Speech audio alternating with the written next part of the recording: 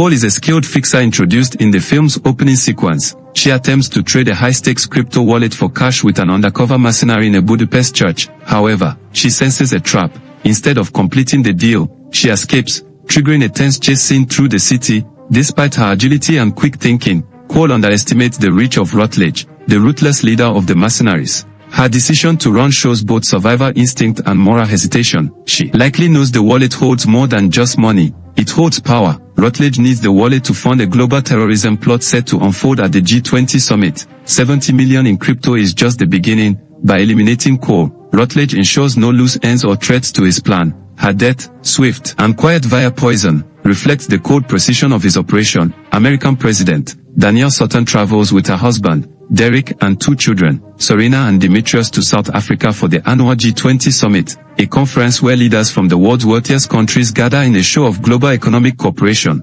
President Sutton has a plan she's trying to pitch to her fellow world leaders: solve world hunger by giving poor farmers in developing nations access to cryptocurrency. American Treasury Secretary Joanna Watt comes along too, and it's revealed she has a close relationship with the president, even though she had previously been her opponent in the presidential primaries. It's established that President Sutton and Secretary Watt have 2 main targets at the summit to win over for their crypto plan: the British Prime Minister and the Italian President of the International Monetary Fund. None of this matters, however, after an extremist group led by an Aussie crypto bro terrorist named Rutledge hijacks the summit and takes the world leaders hostage. President Sutton, an army veteran who saw combat, keeps her head. With the help of her most loyal Secret Service agent, Manny, she manages to slip away from the attackers. They also save British Prime Minister, the Italian diplomat, and the First Lady of South Korea with them. The 5 of them must now find a way out of the hotel, or a way to stop Rutledge and his terrorists. Rutledge has a huge team of accomplices,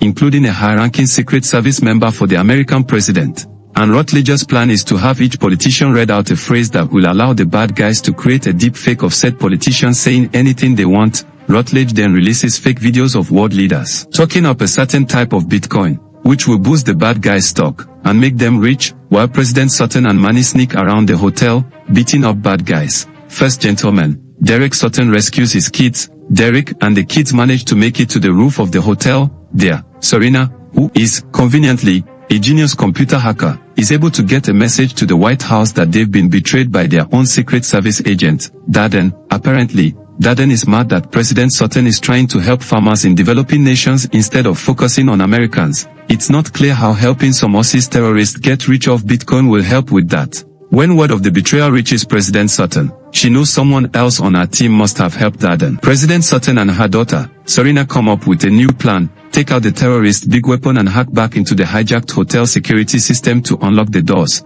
This will allow a team of good guy American soldiers to enter the hotel and rescue the hostages. And after some ass-kicking and gun-firing, that's exactly what they do. But Rutledge has a plan of his own: kidnap Derek and Treasury Secretary Joanna, and force President Sutton to read those magic words that will help him create a deep fake of her. President Sutton reads the words to save her husband's life. Rutledge uploads a deep fake video of her talking about the Bitcoin, causing the stock to plummet. But we are meant to just accept that the video makes Rutledge very rich, and we are also meant to accept that the only way he can access that digital money is via the physical wallet, a device that looks like a page from the early scenes. But at the same time, Serena successfully unlocks the hotel doors, allowing the American soldiers inside for the rescue. The soldiers kill the remaining terrorists and rescue the hostages.